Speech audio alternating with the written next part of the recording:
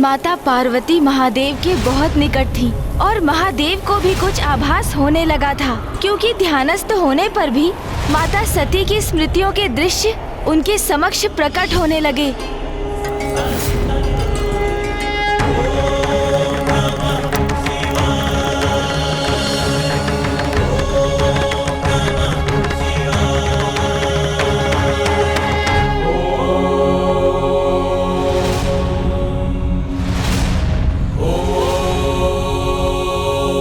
प्रतीत होता है कि महायोगी इसी गुफा में स्थित हैं।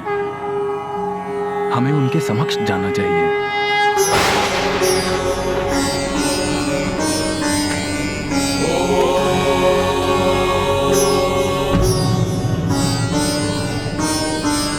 आओ पुत्री।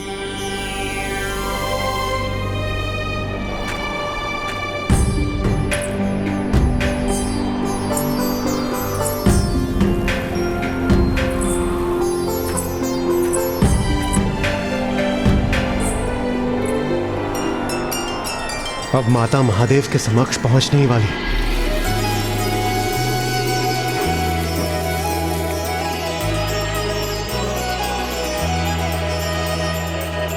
पल पल बढ़े ताप ये उमा का, शिव से करने चली मिला। अनुपम ये संयोग अनोखा, होगा अब ये पुनर्मिला। व्याकुल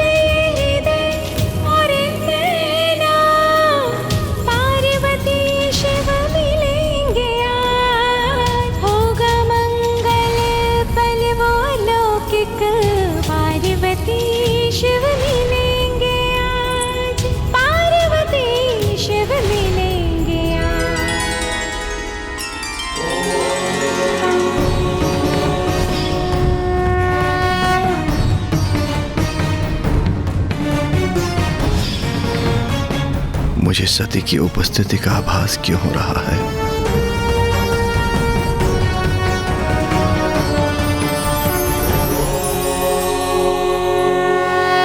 प्रणाम प्रभु, प्रणाम प्रभु, प्रणाम प्रभु। बस अब महादेव अपने नेत्र अवश्य खोलेंगे।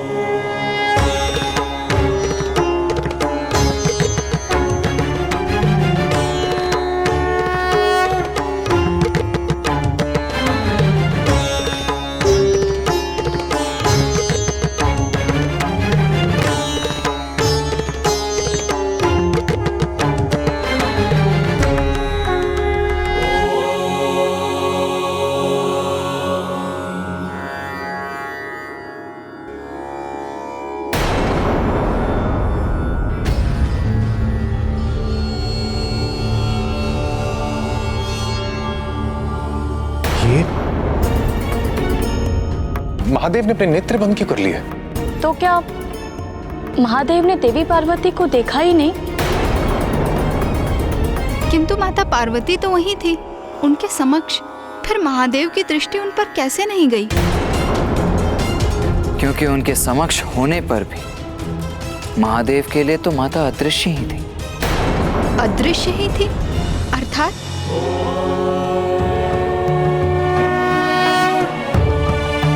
यदि माता महाराज हिमावन के पीछे ही स्थित रहेंगी तो महादेव की दृष्टि उन पर कैसे जाएगी? जब तक माता महादेव के समक्ष नहीं आएंगी तो वो उन्हें देखने में असमर्थ ही रहेंगे। इन महायोगी जी ने तो मुझे देखकर भी अनदेखा कर दिया, किंतु क्यों? इसका क्या कारण है?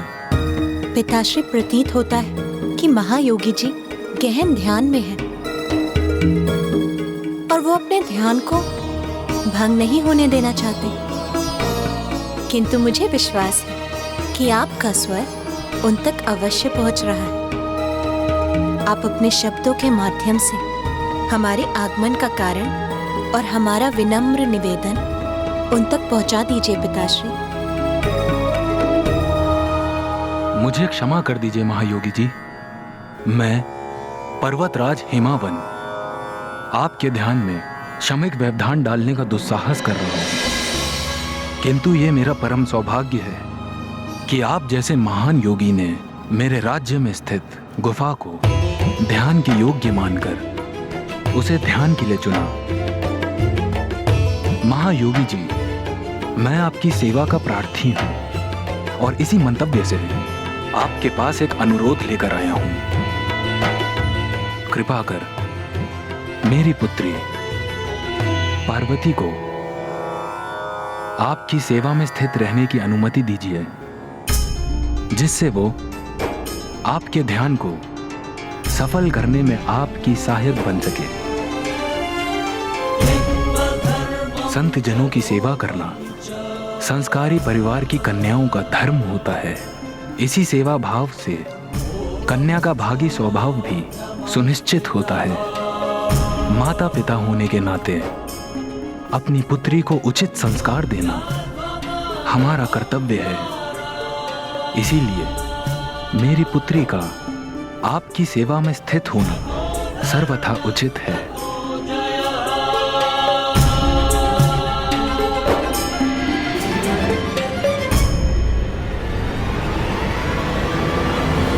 नाथ, महादेव महाराज हिमावन के वचनों को सुनकर भी उन्हें अनसुना क्यों कर रहे हैं?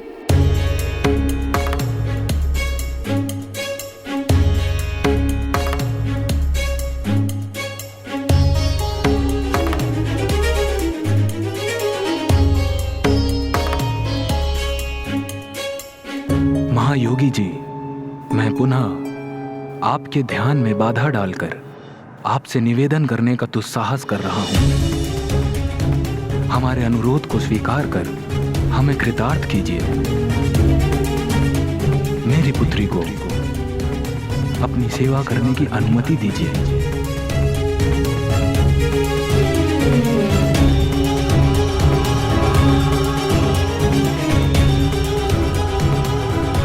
हमारी भी विनती सुनिए महादेव, अपने नेत्र खोलिए और माता को स्वीकार कीजिए प्रभु।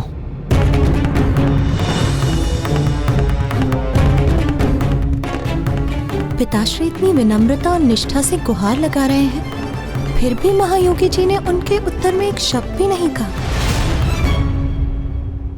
महायोगी जी, पिताश्री,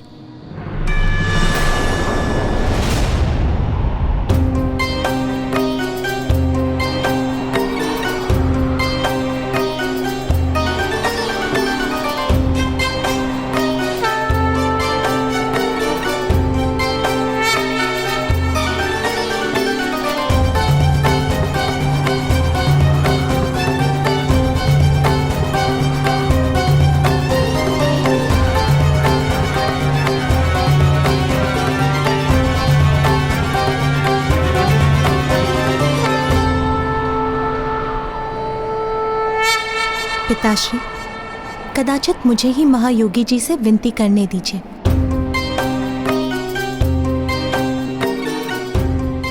कदाचित यही उचित होगा। जब माता महादेव से कुछ कहेंगी तो महादेव उनका स्वर पहचान लेंगे और उन्हें अपनी दृष्टि से देखने के लिए अपने नेत्र खोलेंगे।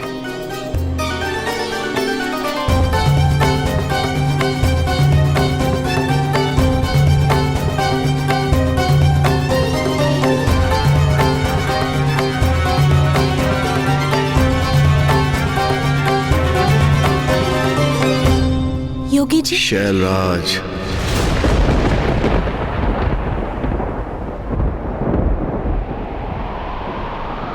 ये स्वर इतना चिर परिचित क्यों लग रहा है?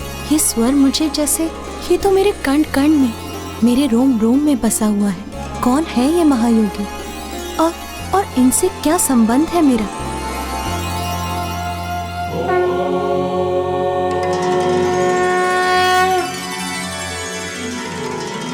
आपकी प्रार्थना होते हुए भी मेरे ध्यान में बाधा प्रस्तुत कर रही है। अपनी पुत्री को योगी की सेवा में रखना चाहते हैं। विद्वान होते हुए भी ये भली भांति ज्ञात है आपको कि वेदों के विद्वानों ने नारी को माया रूपणी कहा है। नारी का स्वभाव तप में बाधा का कारण प्रस्तुत करता है और मैं मोह माया से निर्लिप्त योगी हूं। मुझे किसी कन्या की अथवा किसी की सेवा की भला क्या आवश्यकता। नहीं शैलराज, मुझे आपका निवेदन अस्वीकार है। ले जाइए अपनी कन्या को, क्योंकि नारी की उपस्थिति वैराग्य को भंग करती है।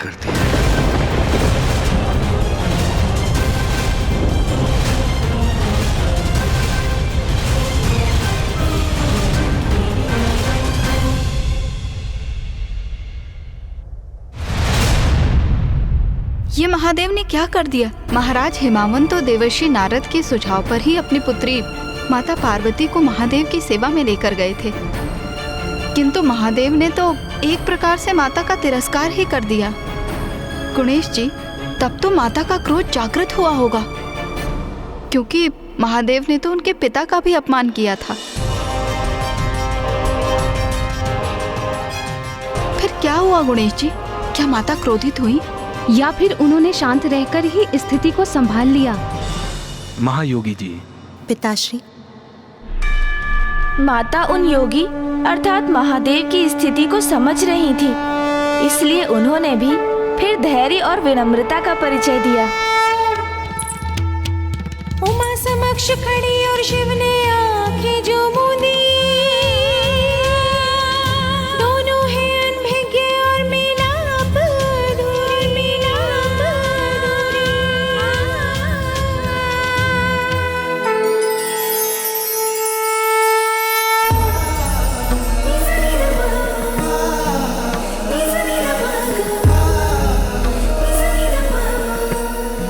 महादेव तो विरक्ति की अवस्था में है। वो इस समय किसी को भी अपने निकट नहीं आने देंगे। देवी सती के शोक में महादेव भाव शून्य हो गए हैं। शक्ति से वंचित होकर शिव शव हो गए हैं।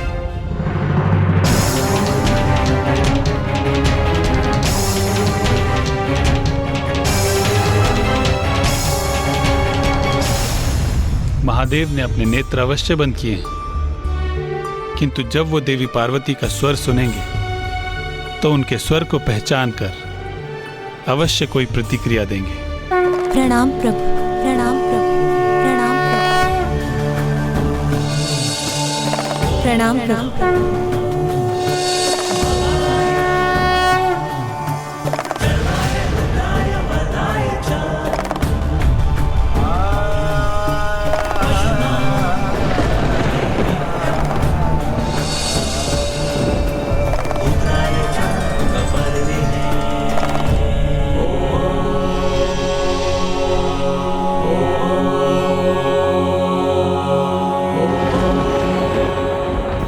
ये क्या? महादेव ने पुनः अपने नेत्र बंद कर लिए।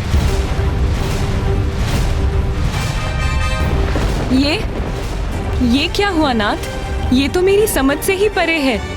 महादेव ने देवी पार्वती का स्वर सुना, उन्हें उनका आभास भी हुआ, जिसका भाव उनके मुख पर उत्पन्न हुआ। उन्होंने अपने नेत्र भी खोले। फिर वो पुनः अपने ध्यान में क्यों चले गए नाथ? प्रिय, महादेव देवी सती के वियोग में इतने व्याकुल हैं कि उनके नेत्र सर्वत्र देवी सती को ही ढूंढते हैं। प्रत्येक स्वर में उन्हीं का स्वर ढूंढते हैं महादेव।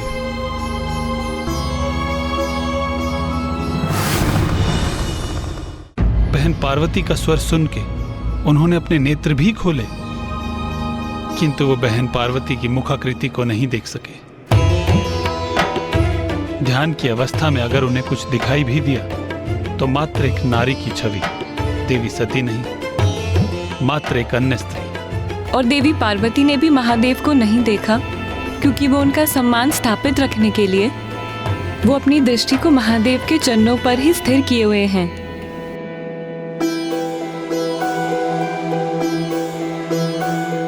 पिताश्री, आप महायोगी जी को ये कहने की कृपा करें कि जिनका हृदय योग की गहराई में इतना लीन हो, उन पर किसी पुरुष, स्त्री या किसी अन्य के निकट होने का क्या प्रभाव हो सकता है।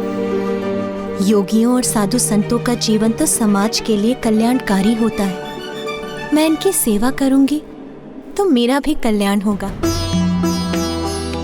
और मैं वचन देती हूँ कि मैं अपने कारण इनके ध्यान में कोई व्यवधान नहीं आने दूंगी। यहाँ की शांति भंग किए बिना बड़ी तन्मयता से इनकी सेवा करूंगी।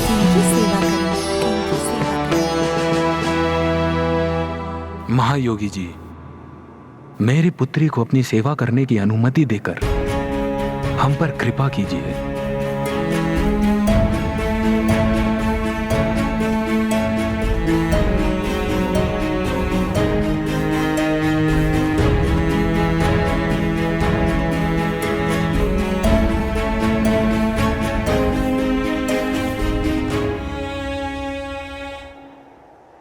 उचित है शैलराज, जैसी आपकी इच्छा।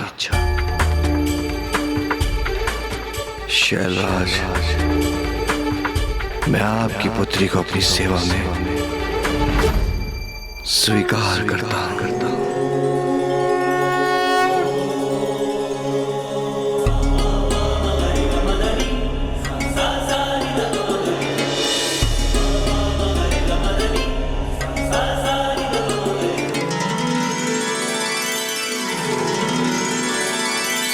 महादेव ने देवी पार्वती को अपनी सेवा की अनुमति दे दी।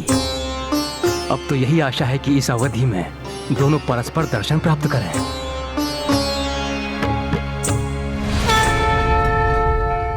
और इस प्रकार देवी पार्वती को महादेव से उनकी सेवा करने की अनुमति प्राप्त हुई।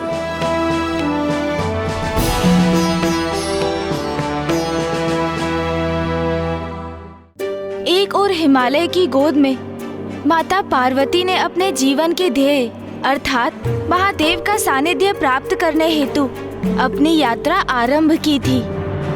सूरज चमके माथे पर, कुमकुम का मंगल टीका, ऐसी शोभा देख के सृष्टि का लगता अलग फीका।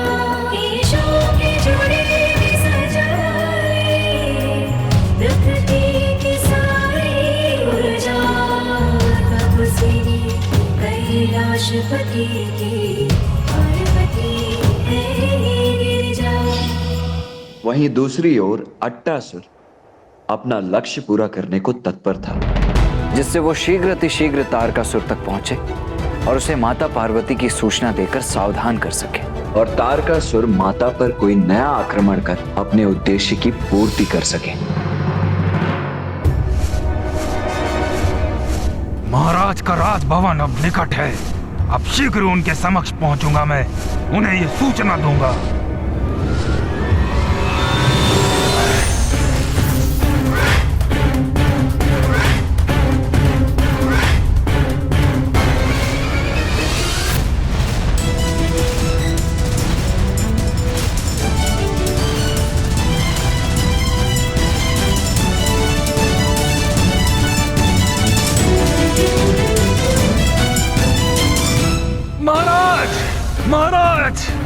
महाराज, मुझे महाराज तारकासुर से भेंट करनी है। उन्हें एक महत्वपूर्ण समाचार देना है। हटो मेरे मार्ग से, भीतर जाने दो मुझे। रुक जाओ, भिक्षुकों को भीतर आने की अनुमति नहीं है। भिक्षुक नहीं हूँ मैं, अट्टासुर हूँ मैं। मंदबुद्धि समझाए हमें। अट्टासुर की मृत्यु को 16 वर्ष बीत चुके हैं। राजा हिमावन के राजभवन गए थे वो, वहीं उनका अंत हुआ था। अट्टासुर तो नहीं। हाँ, तुम उनके भूत अवश्य प्रतीत होते हो। उद्दंडता मत करो, हटो मेरे मार्ग से। ए भिक्षुक, तू साहस मत कर, दूर हट। महाराज तक कैसे पहुंचूं मैं?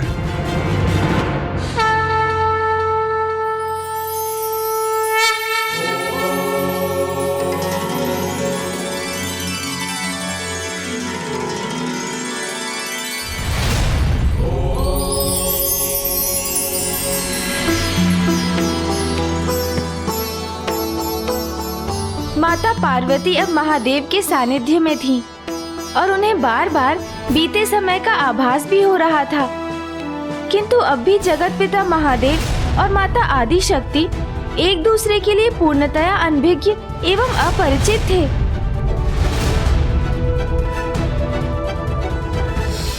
ये कैसा स्वप्न जैसा दृश्य उत्पन्न हुआ। ऐसा प्रतीत हुआ मुझे जैसे किसी बीते हुए समय की पुनरावृत्ति हुई हो।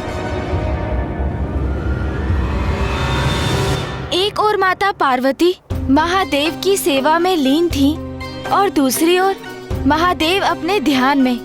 इसी प्रकार दिवस पर दिवस बीतते जा रहे थे। देवताओं की अधीरता बढ़ती ही जा रही। और फिर एक दिवस ऐसा भी आया जब सभी देवगण स्वयं इसमें हस्तक्षेप करने के लिए तत्पर हो गए। देवगण, यदि मैं कोई उपाय सुझाऊं जो हम देवता ही कर सकते हो, क्या आप सब मेरा साथ देकर संयोग करने के लिए तैयार हैं? देवराज, क्या करना चाहते हैं आप? अब क्या उपाय सुझाया आपको?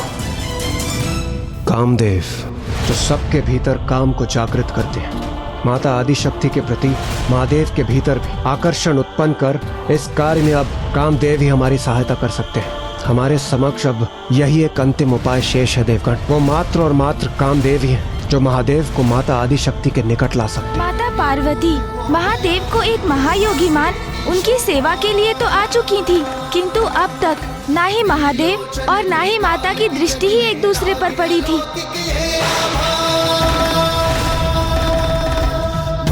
का विष पान किए और नीलकंठ कहलाए, जटा में धारण करके गंगा। ये कैसा स्वप्न जैसा दृश्य उत्पन्न हुआ। ऐसा प्रतीत हुआ मुझे जैसे किसी बीते हुए समय की पुनरावृत्ति हुई हो।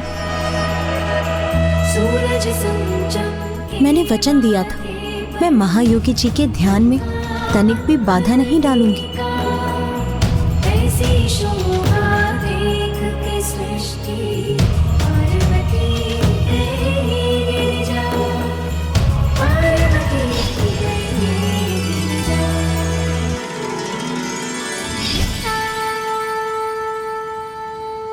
महादेव को यदि कुछ आभास भी हो रहा है तो वो अपनी भावनाओं को नाकार रहे हैं और अपने ध्यान में इतने गहरे जाते जा रहे हैं कि बहन पार्वती के इतना निकट होने पर भी उनकी उपस्थिति को स्वीकार नहीं कर पा रहे हैं। माता पार्वती महादेव की सेवा में डूब गईं और महादेव अपने ध्यान में लीन रहे और माता ने भी कभी अपनी दृष्टि उठाकर महादेव के दर्शन नहीं किए। बस इसी प्रकार समय बीतने लगा। कब दिवस होता और कब रात्रि, माता को इसका ध्यान ही नहीं रहा। वो तो बस महादेव की सेवा में ही खोई रहती। किंतु वहीं दूसरी ओर वो अट्टासुर तारकासुर के पास पहुंचने के लिए निरंतर प्रयास कर रहा था। महाराज, महाराज, महाराज, दूर हटो दुष्ट, ये ऐसे नहीं मानेगा।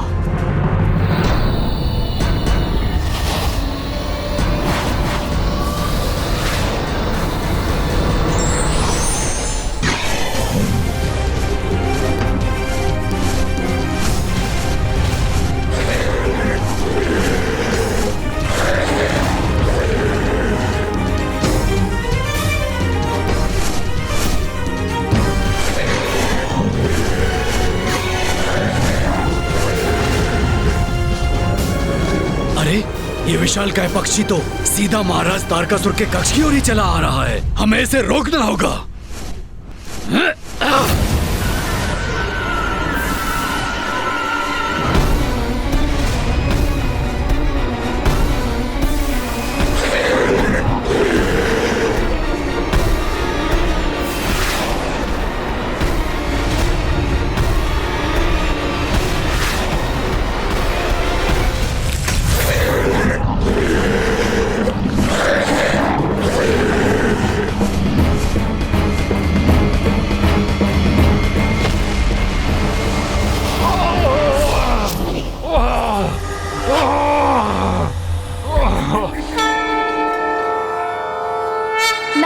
अट्टासुर अपनी सूचना तारकासुर को दे पा रहा था और ना ही इधर माता पार्वती एवं महादेव एक दूसरे से परिचित ही हो पा रहे थे।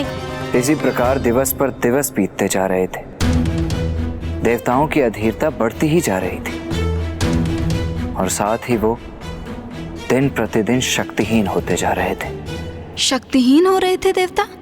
हाँ, क्योंकि तारकासुर ने यज्ञ में तारकाय नमः स्वाहा का उच्चारण अनिवार्य कर दिया था और अब यज्ञ में उसके नाम की आहुति दी जाने लगी थी। अर्थात यज्ञ के अग्नि में दी जाने वाली आहुति की ऊर्जा देवताओं तक ना पहुंचकर तारकासुर के शरीर में समाहित होकर उसे ही शक्ति प्रदान कर रही थी। हाँ, इसीलिए अब ये और भी महत्वपूर्ण होता जा रहा था कि महादेव और माता पार्वती परस्पर दर्शन करें।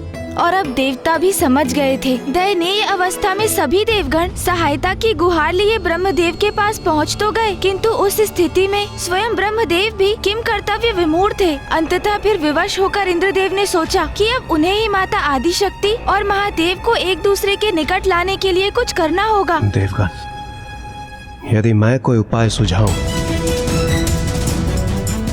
कोई ऐसा उपाय जो हम देवता ही कर सकते हो, क्या आप सब उसमें मेरा सहयोग करेंगे?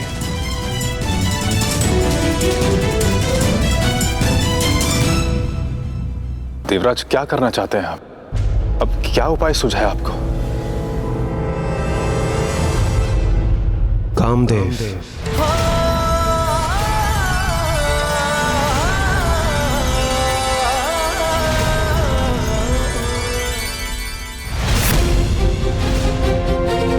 महादेव के मन में देवी आदिशक्ति के प्रति आकर्षण उत्पन्न करना ही अंतिम उपाय है।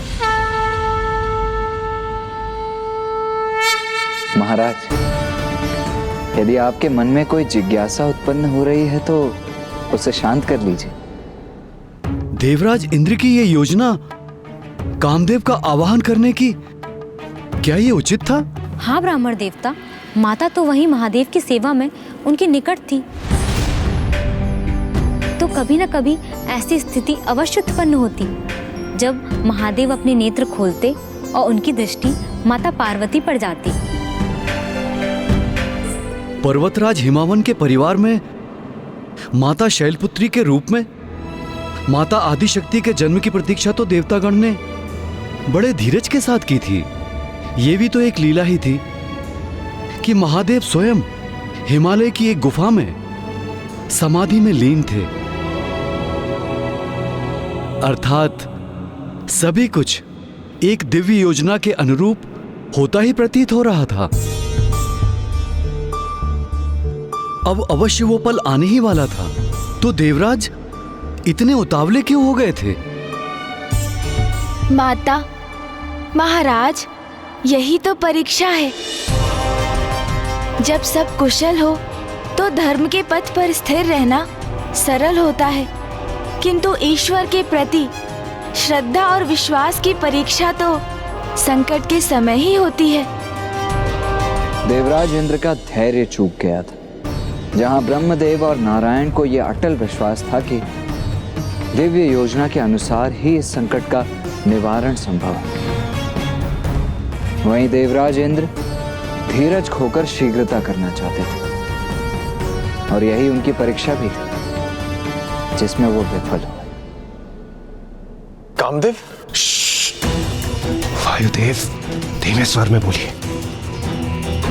हाँ, कामदेव ही हमारी सहायता कर सकते हैं। तो स्पष्ट कहिए देवराज, कि आपकी योजना क्या है?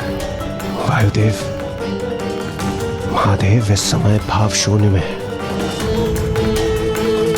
संसार से विरक्त है। वो उनकी किसी के भी प्रति कोई भी आसक्ति नहीं है, इसलिए हमें उनकी विरक्ति की भावना को दूर करने के लिए आसक्ति जागृत करनी होगी, और उनके भीतर आसक्ति की भावना तभी प्रकट होगी जब उनके हृदय में प्रेम, अनुराग और काम की भावना जागृत होगी।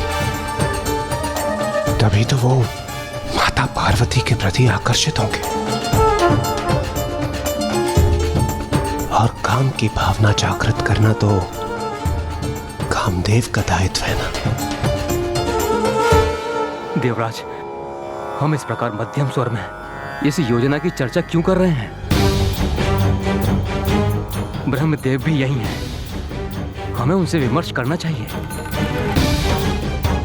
इसलिए अग्निदेव, क्योंकि ब्रह्मदेव महादेव हमारी योजना को कभी भी स्वीकार नहीं करेंगे। तो फिर हम वो क्यों करें जो ब्रह्मदेव को स्वीकार ना हो? वायुदेव, आप अपनी अवस्था की चिंता कीजिए, क्योंकि ताड़कासुर ने केवल आप ही को नहीं, हम सभी देवताओं को प्रभावित कर रहा है। उसने हमसे हमारा आहार, हमें प्राप्त होने वाली यज्ञ की हविष्य हमसे छीन ली।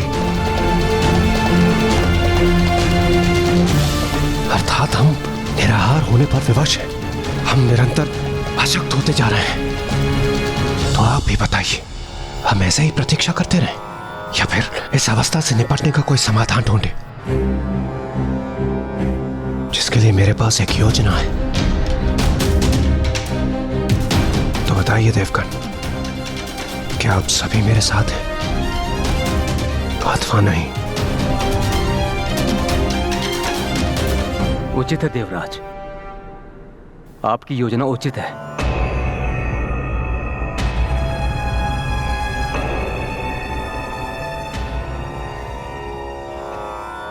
कामदेव,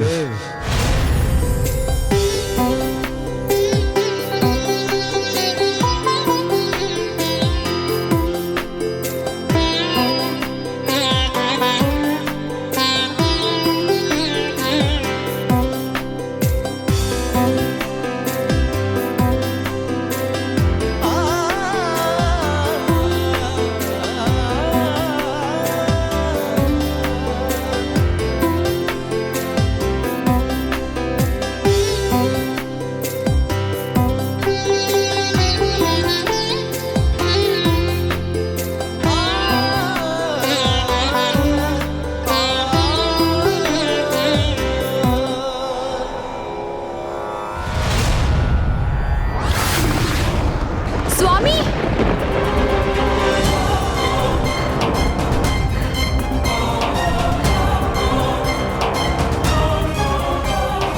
स्वामी, स्वामी,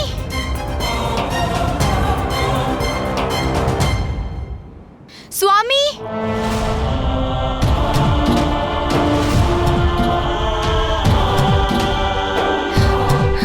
स्वामी, कहाँ है आप स्वामी?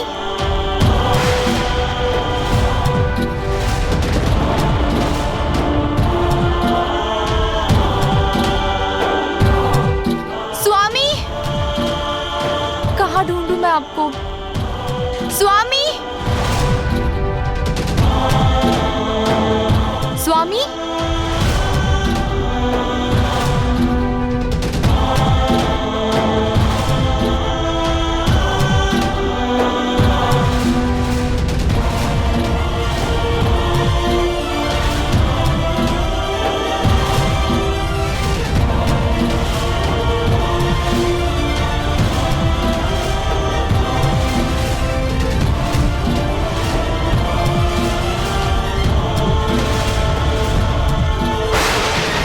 स्वामी,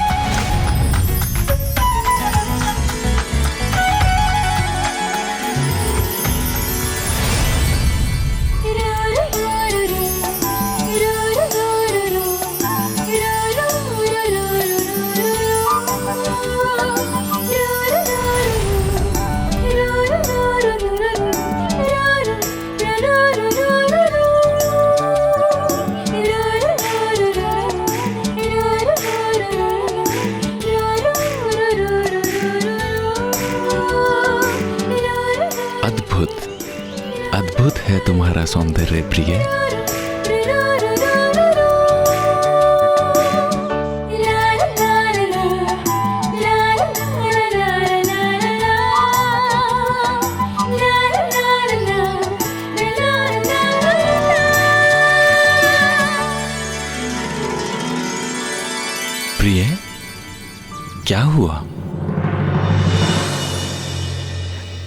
कहाँ चले गए थे स्वामी? मैं आपको कब से ढूंढ रही थी।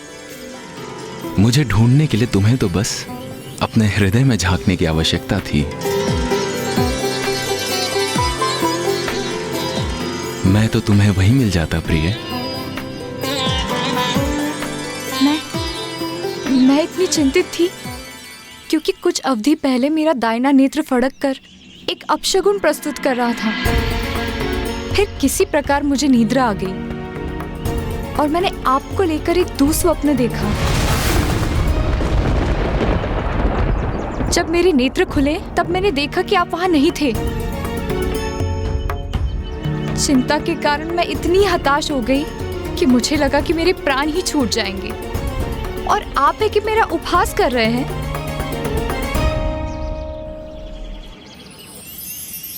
प्रिय रति,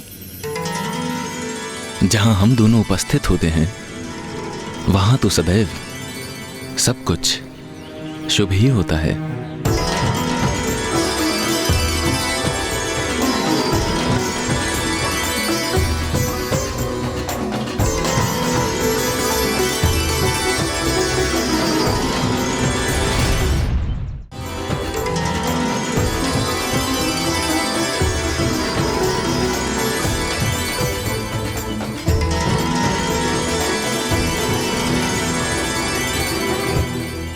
रति, संसार का समस्त सौंदर्य हमसे ही तो है। हम हैं तभी तो प्रेमी प्रेमिका परस्पर प्रेम करते हैं, प्राणियों की संतान होती है, परिवार और समाज का निर्माण होता है और इसी तरह संसार का चक्र आगे बढ़ता है।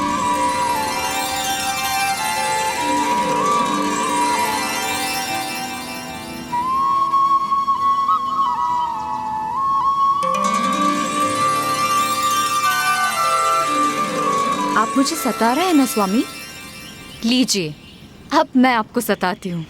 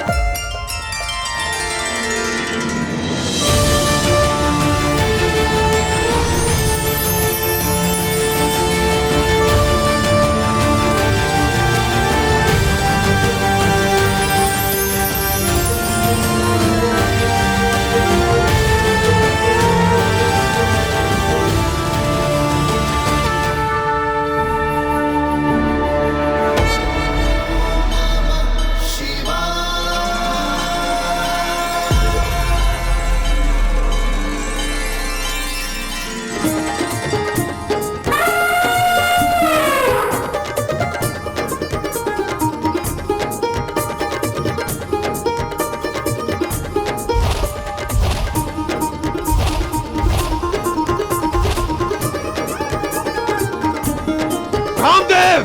कामदेव! कामदेव! कामदेव! कामदेव!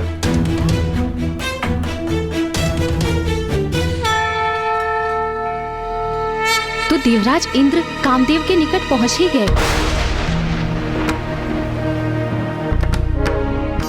हाँ माता। मुझे देवी रति की वेदना से पूर्ण सहानुभूति है। उन्हें पूर्वाभास हो रहा था कि कुछ अनिष्ट घटने वाला है। हाँ माता, किंतु जो होने वाला था उसका तो देवी रति और कामदेव को अनुमान भी नहीं था। इंद्रदेव तो समुचित तैयारियों से वहां पहुंचे थे। तैयारी? हाँ महाराज, इंद्रदेव कामदेव को ऐसा कार्य सौंपने आए थे जो आत्मघात से कम ना था।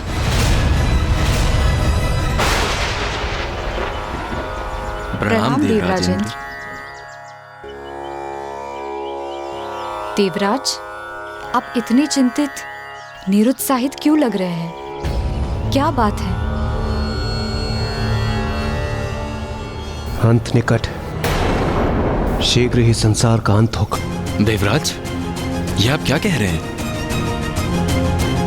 आप कामदेव, जहां पर काम की भावना की अत्यंत आवश्यकता है, वहां विरक्ति का भाव क्यों?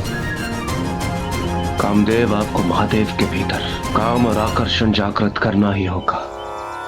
देवराज, कामदेव अवश्य हूं मैं, किंतु मेरी भी कुछ सीमाएं हैं। और फिर आप तो महादेव को प्रभावित करने की बात कर रहे हैं। उनके मन में काम भावना जागृत करना, मैं ये कैसे संभव कर सकता हूं? मैं विवश हूं देवराज।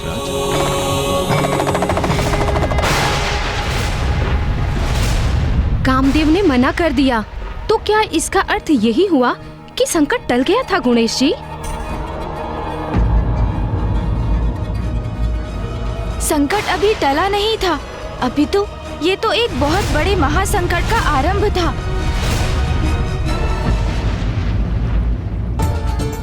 अब एक ओर जहाँ सभी देवताओं को माता पार्वती और महादेव के पुनर्मिलन की प्रतीक्षा थी, वहीं दूसरी ओर अट्टासुर, जिसे माता आदिशक्ति के जन्म के बारे में ज्ञात हो चुका था, वो अब उसकी सूचना किसी भी प्रकार से तारकासुर तक पहुंचाना चाहता था। आदिशक्ति, अब वो समय दूर नहीं जब मैं महाराज तारकासुर के समक्ष प्रस्तुत होकर उन्हें आपकी सूचना दूंगा, और तब आप सुरक्षित नहीं रहेंगी। आपका अंत समय अब निकट है, क्योंकि मेरे स्वामी आपको कदापि जीवित नहीं रहने देंगे।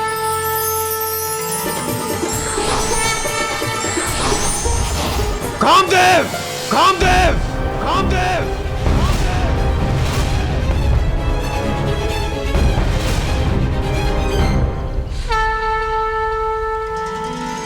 प्रणाम देवराज इंद्र। देवराज, क्या हुआ? आप इतने क्रोधित और चिंतित क्यों प्रतीत हो रहे हैं? देवता संकट में है, और ऐसे समय में भी आप दोनों को नृत्य सूझ रहा है। अद्भुत! क्या आपको तनिक भी चिंता है देवताओं की? देवराज, ऐसा नहीं है कि हमें देवताओं की चिंता नहीं है, किंतु हम दोनों का अस्तित्व ना सिर्फ देवताओं के लिए है, अपितु संसार के संपूर्ण प्राणियों के लिए भी है। हमारे नृत्य संगीत से ही संसार भर में कामनाओं का विस्तार होता है, और संसार के समस्त प्राणी अपने काम के वशीभूत होकर अपनी प्रजनन क्रिया को संपन्न करते हैं, और इसी प्रकार संसार का चक्र आगे बढ़ता है। देवराज, आप इतने चिंतित, निरुत्साहित क्यों लग रहे हैं? क्या बात है? अंत निकट, शीघ्र ही संसार का अंत होगा। फिर तो न संसार होगा, न जीव होंगे और न ही देवता। देवराज, ये आप क्या कह रहे हैं? संसार नष्ट होने वाला है? मैं कुछ समझा नहीं। आप कामदेव, संसार के प्राणियों में आप काम की भावना उत्पन्न करते हैं, उसे नियंत्रित करते हैं। इसलिए मैं आपसे अपने एक प्रश्न का उत्तर चाहता हूं। जहां पर काम की भावना की अत्यंत आवश्यकता है, वहां विरक्ति का भाव क्यों? यदि महादेव और माता पार्वती का विवाह होगा, तभी तो उन्हें पुत्र रत्न की प्राप्ति होगी और वही महादेव का पुत्र ताड़कासुर का अंत करेगा। और हम सभी कितने समय से इस क्षण की प्रतीक्षा कर रहे हैं, किंतु महादेव तो माता पार्वती की ओर देखते भी नहीं। वो तो सांसारिक भावनाओं का तज कर अत्यंत गहन ध्यान में विलीन है। इस प्रकार महादेव और माता पार्वती का विवाह कैसे संपन्न होगा? इसलिए अब आपको कुछ करना ही होगा। कामदेव, आप ही बताइए, मेरे मुख से ये चिंता सुनकर क्या आपको अभी भी विश्वास है कि आप अपना कर्तव्य पूर्ण रूप से निभा रहे हैं? कामदेव, आपको महादेव के भीतर काम और आकर्षण जागृत करना ही होगा। काम और आकर्षण जागृत करना ही होगा। काम और आकर्षण जागृत करना ही होगा।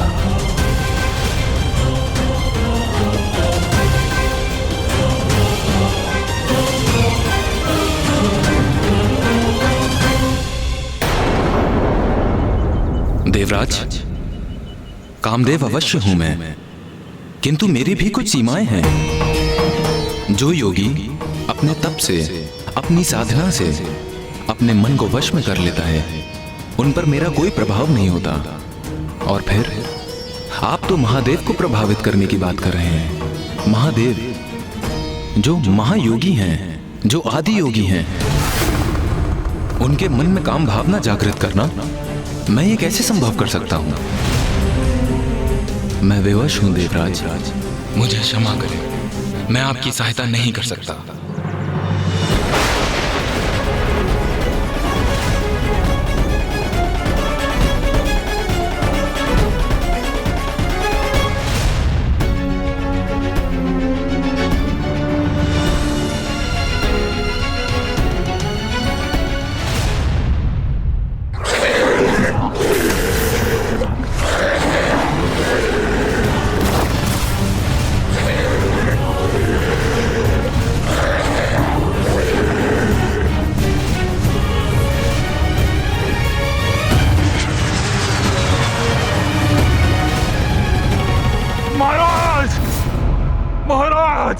महाराज!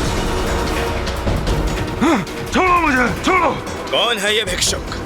अति शीघ्र बाहर निकालो इसे। महाराज मेरी बात सुनिए, महाराज मेरी बात सुनिए। महाराज भिक्षुक नहीं, अट्टासुर हूं मैं। अट्टासुर महाराज, अट्टासुर महाराज। अट्टासुर? अट्टासुर! अट्टासुर!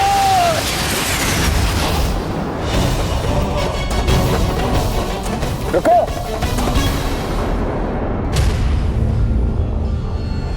अट्टासुर, ये कैसे संभव है? तुम्हारा तो अंत हो गया था। हाँ, मेरी मृत्यु हो गई थी महाराज, किंतु फिर पुनः पुनर्जीवित किया गया मैं। किंतु मरे हुए को कौन जीवित करता है मूर्ख? महाराज देवी आदिशक्ति, देवी आदिशक्ति, देवी आदिशक्ति। हाँ महाराज, और देवी आदि शक्ति का जन्म हो चुका है, वो भी एक मानव रूप में। अब तो वो 16 वर्ष की आयु भी प्राप्त कर चुकी है। आप सावधान हो जाइए महाराज, शीघ्र उन देवी का कुछ उपाय।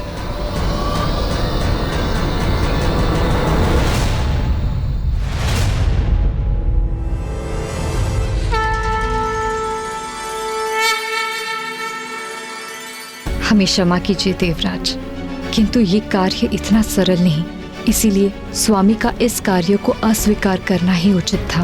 प्रसन्नता मुझे मात्र इस बात की है कि आप स्वामी की विवशता समझ सके।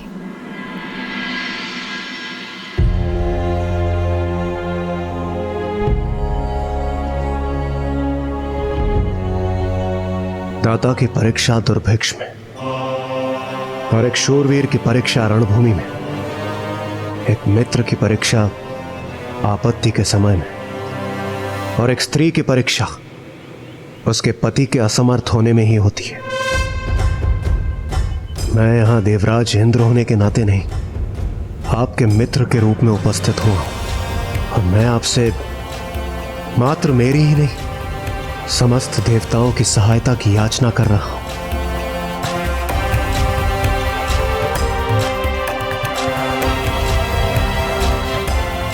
आज आपकी मित्रता की परीक्षा है कामदेव।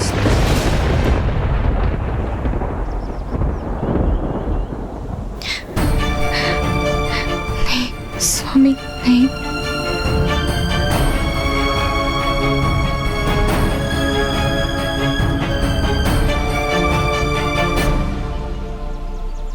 मित्र इंद्रदेव, यदि मैं समर्थ होता तो मैं आपकी सहायता अवश्य करता।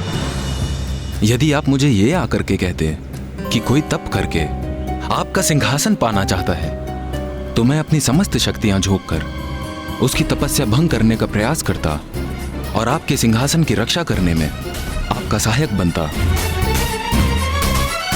किंतु आप तो मुझसे अनुरोध कर रहे हैं कि मैं महादेव की समाधि भंग करने का प्रयास करूं, जो कि असंभव है। यह तो स्वयं जलती हुई अग्नि में हाथ डालने के समान है।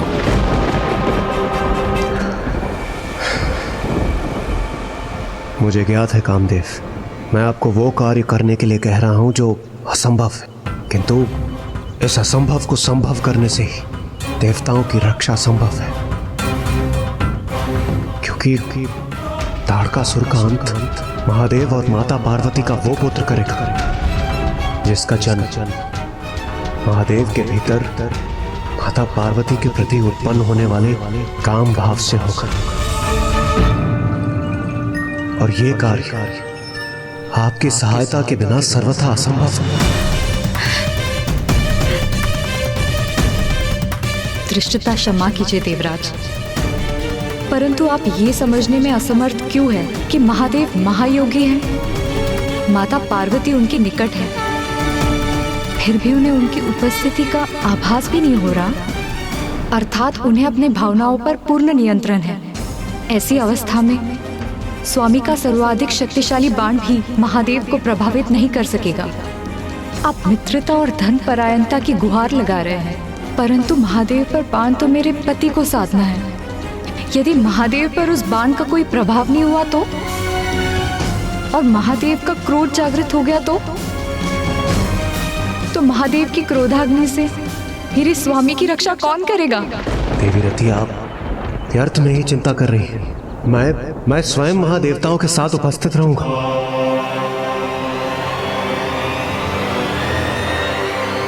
मेरा विश्वास कीजिए, कामदेव को कोई हानि नहीं होगी।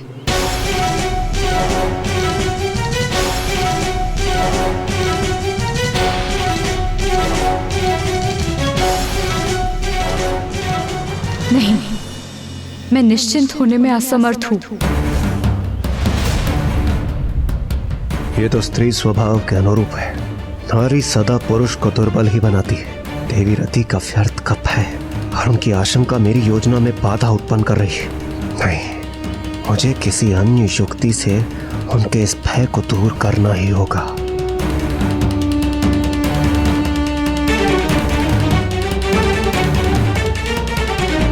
देवी रति, आप नारायण की पुत्री हैं। आपको कदापि चिंता नहीं करनी चाहिए, और वैसे भी आपको चिंता आशंका ऐसे भाव कदापि शोभा नहीं देते।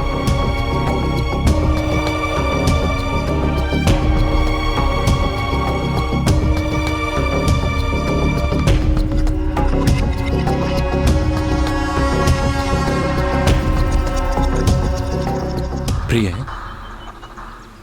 रति, देवताओं को हमारी आवश्यकता है, और देवराज इंद्र उचित ही तो कह रहे हैं कि तुम तो स्वयं नारायण की पुत्री हो।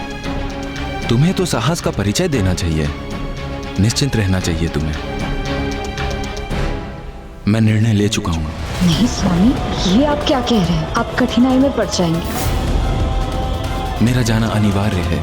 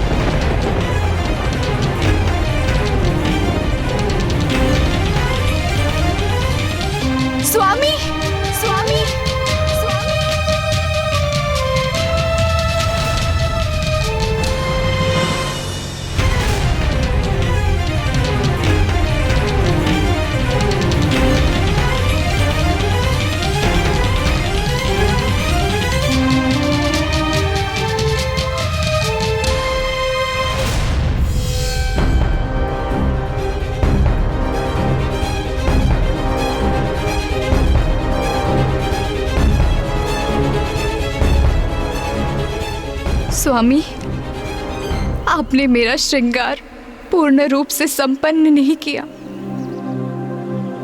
आपने मेरी मांग को सुहाग के चिन्ह सिंदूर से सुशोभित नहीं किया।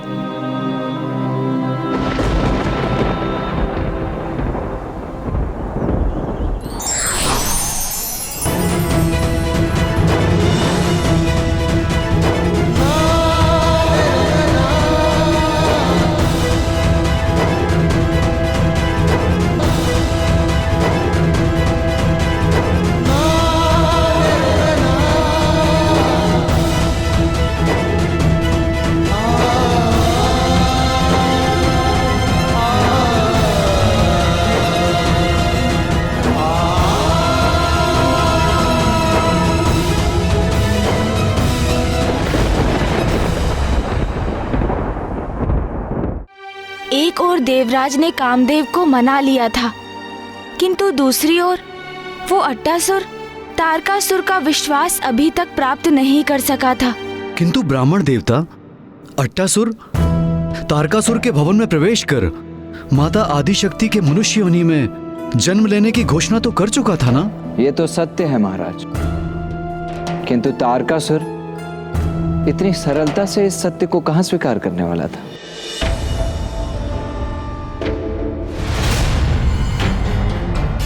ये अवश्य कोई विक्षिप्त बुद्धि है महाराज। कुछ दिवसों से आप पर घात लगाए हुए बैठा था। अच्छा, मृत्यु हो गई क्या तेरी?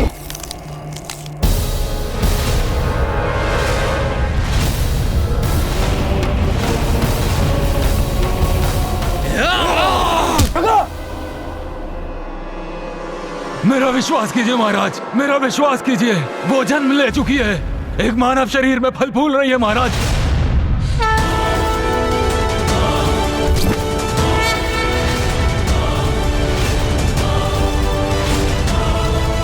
मैंने कहा था ना महाराज, ये कोई विक्षिप्त बुद्धि है, कुछ भी अनर्गल बड़बड़ाता रहता है।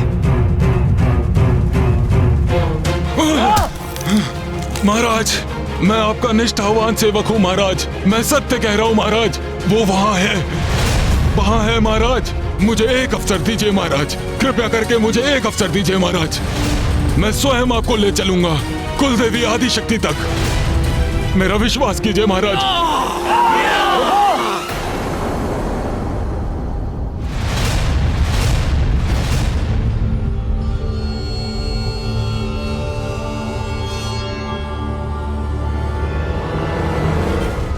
उन्हीं के कारण मेरी मृत्यु हुई है, 16 वर्षों तक मैं मृत्यु पड़ा रहा, उन्हीं के कारण जीवन प्राप्त हुआ है।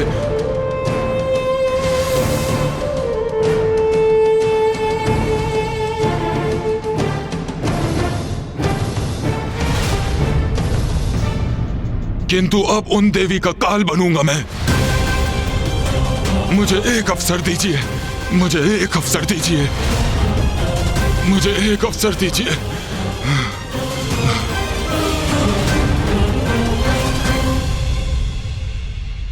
वैद्य के पास ले जाओ इसे, चिकित्सा कराओ इसकी। चिकित्सा इसकी? क्यों महाराज? यदि मान भी ले ये वास्तव में अट्टासुरी है, तो भी इससे हमें क्या लाभ? अवस्था देखी आपने इसकी महाराज। रात्रिसुर शैलपुत्री का वध करने के निरंतर प्रयास किए हैं मैंने, स्वयं मैंने उसका अंत करने का प्रयास किया, किंतु मैं उसका राजभवन भी नहीं ढूंढ पाया। कहां गया ये राजभवन? किंतु ये अट्टासुर, ये इतनी दृढ़ता से कह रहा है कि इसने शैलपुत्री को अपने नेत्रों से देखा है, और यदि यह सत्य है तो इसका स्वस्थ होना अति आवश्यक है, और उसके उपरांत मैं करूंगा उसका अंत।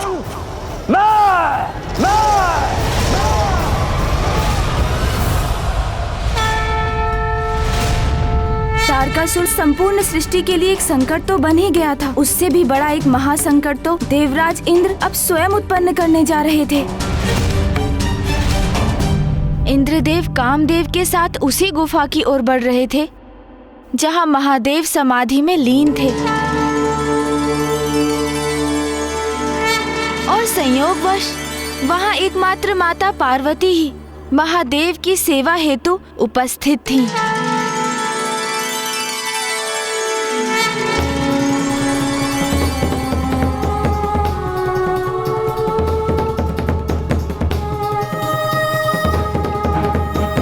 कामदेव, ये वही गुफा है जहां महादेव स्थित है, और इस समय माता पार्वती भी वहीं पर है।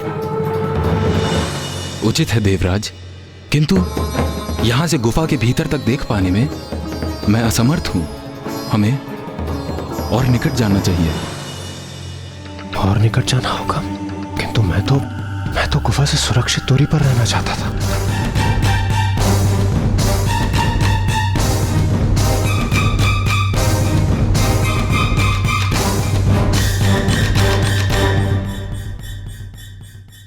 क्या हुआ देवराज? हाँ, कुछ नहीं कामदेव। कामदेव, आप तो अपने बाणों से लक्ष्य साधने में निपुण हैं। आप बेकार में चिंता कर रहे हैं। आप यहीं से अपने बाण चलाइए ना। देवराज, मैं कोई धनुर्धारी योद्धा नहीं हूं। मैं अपने बाणों का लक्ष्य साधकर प्रेम और अनुराग जागृत करता हूं। इसलिए अनिवार्य यह है कि मेरे बाण जिस पर लक्षित हों उस पर मेरी दृष्टि अवश्य होनी चाहिए। महादेव पर दृष्टि साधे बिना मैं अपना बाण नहीं चला सकता। चलिए, आइए देवराज। आप उचित कह रहे हैं, किंतु मेरा वहां जाने का क्या औचित्य है? इसलिए आप ही जाइए। मैं यहाँ स्थित रहकर सचेत रहूंगा और इस स्थान की रक्षा करूंगा। मैं मुझे महादेव के समक्ष भेजकर कदाचित देवराज स्वयं सुरक्षित रहना चाहते हैं।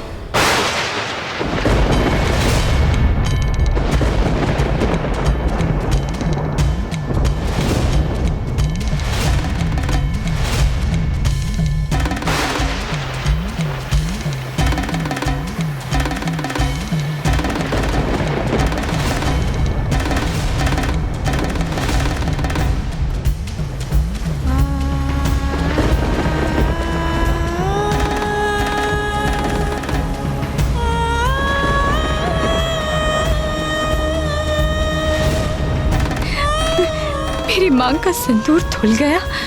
ये कैसा अपशगुन है?